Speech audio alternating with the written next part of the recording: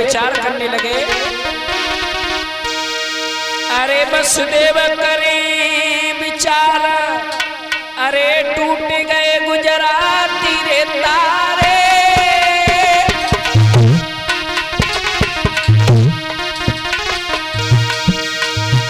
और खुल गए बजरंग की वार, टूट गए गुजराती तारे, भैया खुल गए बजरंग।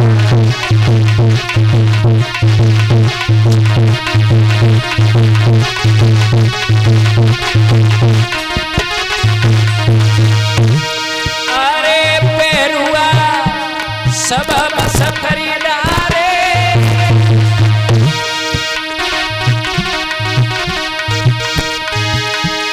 अरे पेरुआ सोई गए पुराने, और खुल गए बजरंग की वार, टूट गए गुजराती तारे, भैया खुल गए।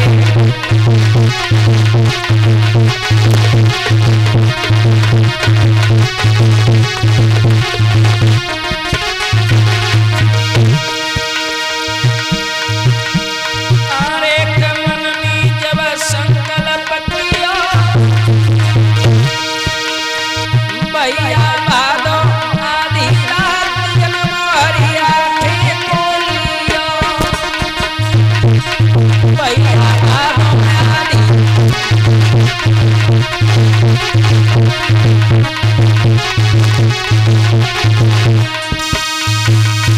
भगवान कन्हैया को जब लेकर के चले हैं तो कहाँ पहुंचे हैं?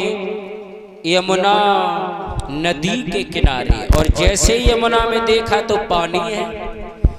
आगे जैसे ही बढ़े और बीच यमुना में जब पहुंचे हैं तो रिमझिम बूंदें पड़ रही हैं।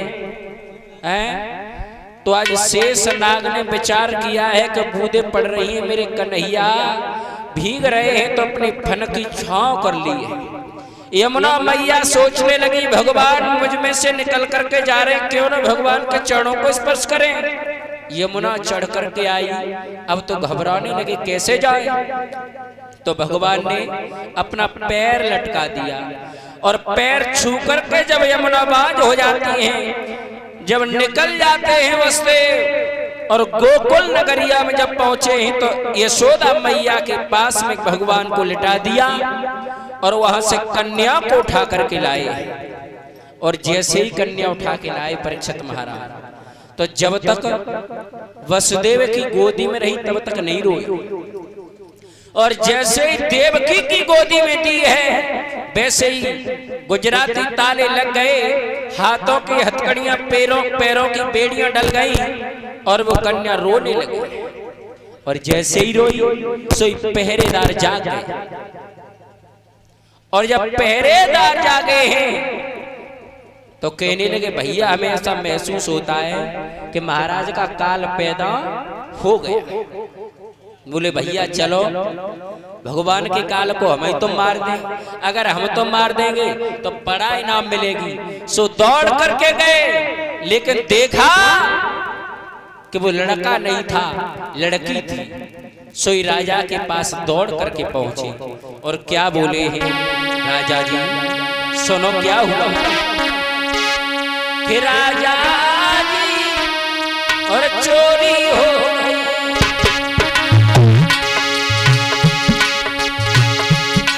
राजा जी चोरी हो गई।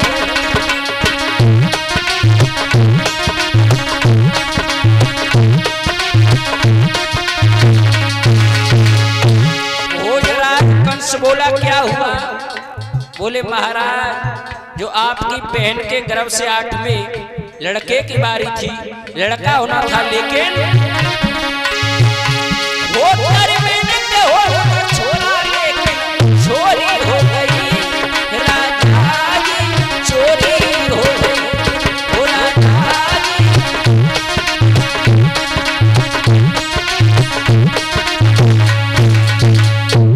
पहरेदार दौड़ करके गए और कहा महाराज अरे तुम्हारी बहन के गर्भ से जो लड़का हो रहा था लेकिन लड़का नहीं हुआ, उसके तो लड़की हुई। सो कंस बोला नालायक तुमने देख नहीं पाया होगा। अरे आकाशवाणी कभी झूठ नहीं बोल सकती, लड़का होगा और तलवार को हाथ में लिया है। और जब भोजराज कंस जेल में आया है और जैसे ही अपने भैया को देखा सोई मैया देव की दोनों हाथ जोड़ती है और कहती है कि हे भैया ये तो अबला है, ये तेरी भांजी है, ये तेरा कुछ नहीं बिगाड़ सकती, भैया इसे तू माफ कर दे।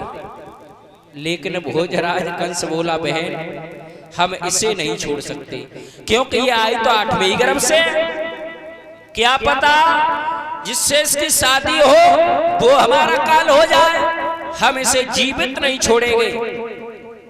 सो भोजराज कंस ने मैया देवकी की गोदी से उस कन्या को छीना और पत्थर पर जैसे ही पटकना चाहा, आज वो कन्या हाथ से छूट गई और आकाश मार्ग में जब उड़ी है और एक आकाशवाणी करने लगी है कंस तू हमें क्या मारेगा, क्या मारेगा?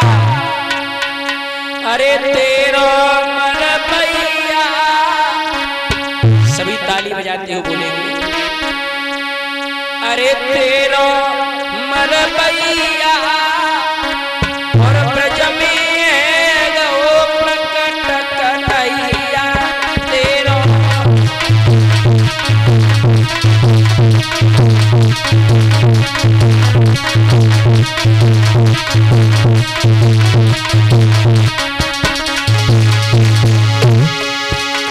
अरे भोजराज कंस तू हमें क्या मारेगा? अरे तेरे मारने वाला तो उस ब्रज में पैदा हो गई। अरे तेरा मन भैया ब्रज में गो प्रकट कन्हैया तेरा मन भैया।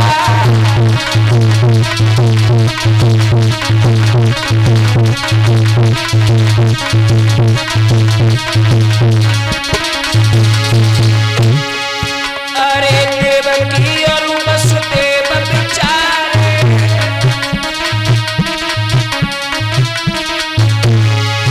तेने डारे हथकड़ी जेल में डारे। अरे पेड़ी कट भैया ब्रज में गो प्रकट कन्हैया।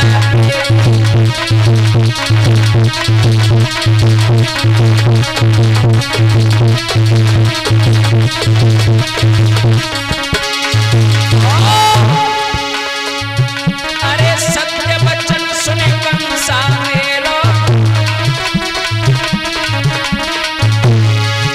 अरे सत्य वचन सुने कंसा मेरो,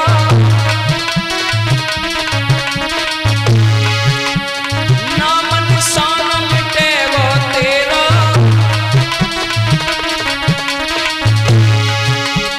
कोई न बच भैया ब्रज में गो प्रकट कन्हैया।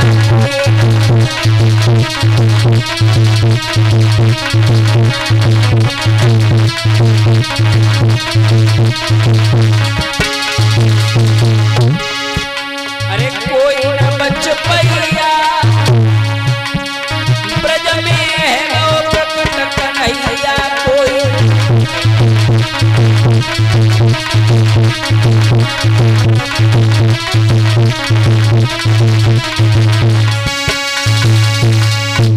आकाशवाणी करी है अरे भोजराज कंस तुम हमें क्या मारोगे, तुम्हारे मारने वाला तो उस ब्रज में पैदा हो गया है। और जैसे ये शब्द सुने सोई भोजराज कंस जमीन पर बैठ गए, सिर को पकड़ लिया और अपनी बहन और बहनोई से माफी मांगने लगा है। हे बहन मुझे माफ कर देना, मैंने तेरे 6 पुत्रों का वध कर दिया, 7वां गर्भ छीण हो गया, 8वें गर्भ से लड़की आई उसे भी नहीं छोड़ा। लेकिन फिर भी मेरा काल पैदा हो गया। वसुदेव समझाने लगे हैं राजन, काल बड़ो ईमानदार है और बिना नहीं ले तू, और जो कहूँ मिल जाओ गैल में तो घर को जान न दे तू। जब तक काल नहीं है तब तक कोई मारने वाला नहीं है, और अगर काल आ जाए फिर कहो कि हमें घर पे घूमे आंदे हो।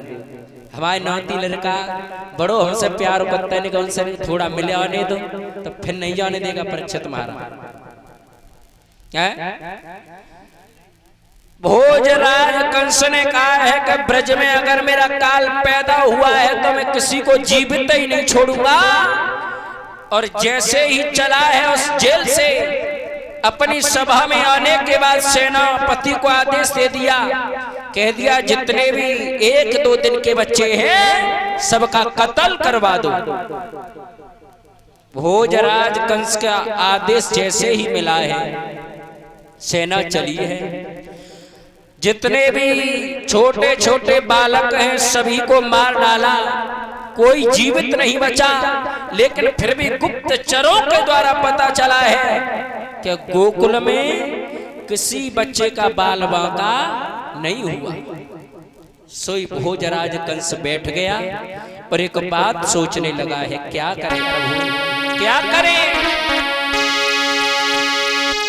कि भरी गए रुधिर से माताला, पर हृदय हमारो भरा नहीं, और मर गए हजारों पर कोई ब्रजवासी बालक।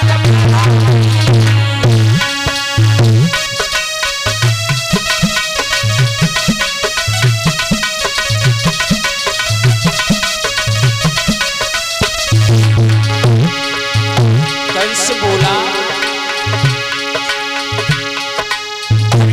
रुधिर से महाकाला, पर हृदय हमारो भरो नहीं, मर गए हजारों पर कोई ब्रजवासी बालक मरा नहीं।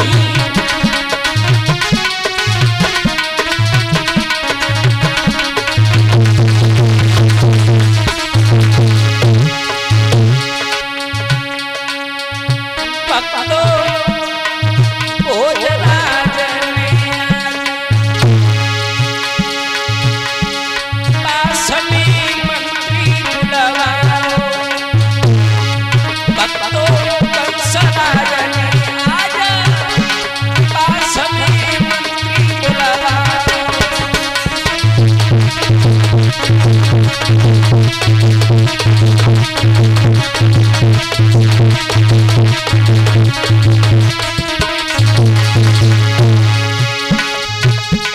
मंत्री बुलवाओ,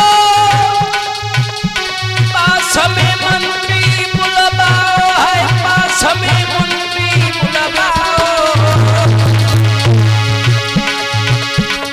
भैया कंस राज ने आज पास में मंत्री बुलवाओ।